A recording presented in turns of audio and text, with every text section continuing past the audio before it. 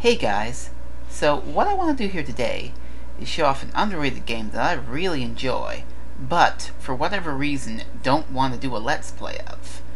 Now, this might become a series, depending on what the feedback is. I'm not sure. We'll see, huh? But for now, that's all irrelevant. Let's just show off Arcana on the Super Nintendo. It was released in 1992 by HAL Laboratory, who you'll know made the Kirby games and whatnot. It was called Cardmaster Seal of Rimsalia in Japan, and it's an RPG, so that's a very good reason not to do a Let's Play of it.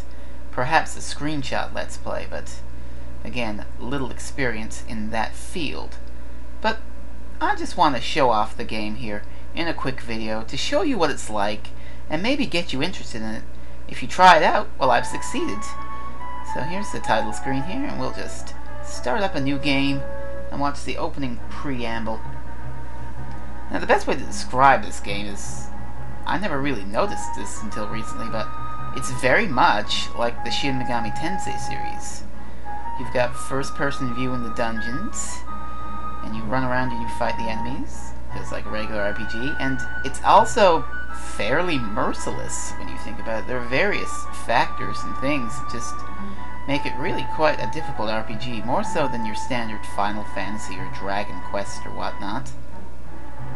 Also, the music in this game is actually very, very fantastic.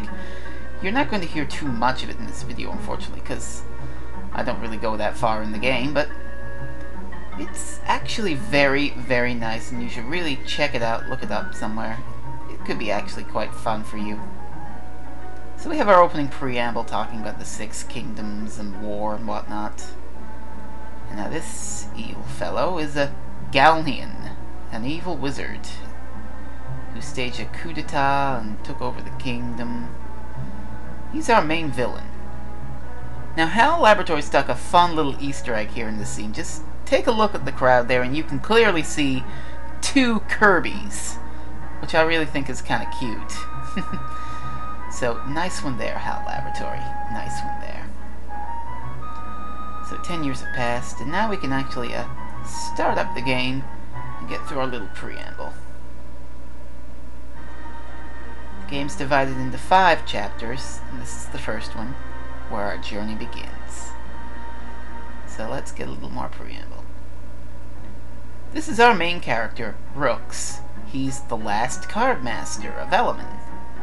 His parents have passed on, and he has only one card spirit, the Spirit of Wind, Sylph.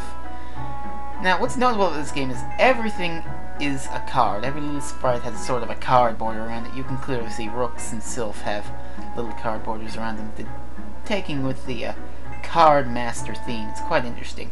So here you're in the village of Gallia. Now, when you try to leave Gallia, you get talked to by this fellow here, Ariel. No, he's not the Little Mermaid. Ariel and Rooks were childhood friends, and their fathers fought together as Knights of Lexford. But Ariel's father was a traitor and worked with that wizard Galnean. And this is Tifa. No relation to that more famous Tifa.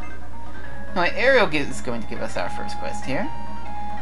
The dark spirits are arising, and he's trying to find the reason. So we have to go to the temple in Balnia to figure out what's going on. But only the last card master can do it. So Ariel has to go off, and he's going to send Tifa with us to help us out. So she joins the party. So hooray, we've got our first party member. Already. Pretty quick. So right now I'm just going to go buy some stuff. I will be back in a moment. Okay. Now we have all our stuff, and we're ready to head off. There's no overworld map. You just automatically walk to whatever your destination is, in this case, the Balnia Temple. So this is where the real meat of the game is. Like I said, first-person perspective, maze-like dungeons, much like a PC RPG of an early era. You can check a map too, and these dungeons get absolutely ginormous as you go along the game. If you're planning on seriously playing this game, please, please look up maps, or else you are going to have a massive headache. But yeah, it's rather interesting. And you can find all sorts of crazy things in here. Just wandering around the passageways now, attempting to find a random battle to show you exactly how they play out. Now up here, you can find a treasure chest. Now how would I have known that was there? If I looked up a map I would have, but it's a sleeping bag, a simple healing item. Now, like most games of this era, this game is kind of grindy. You're going to have to level up a lot if you want to survive, because you can't actually go back to easier areas. For example, once we finish Balnia Temple here, I can't go back to it, so you can easily find yourself in a situation where you find yourself completely underleveled and at the mercy of enemies that are way too strong for you. I mean, this is a simple battle with some goblins, nothing too major. You see, Rooks has a lot more options on his menu than, say, Tifa or Sylph. You don't want to screw around with Rooks. He's essential. Very essential. So yeah, that should about wrap it up for our little show-off of Arcana. It's a fun RPG, a little merciless and hard at times, but if you're up for a challenge, I strongly recommend you give it a look. So thank you for watching this lovely little video. I'm Freezing Inferno, and you might see more of these in the future, I'm not sure.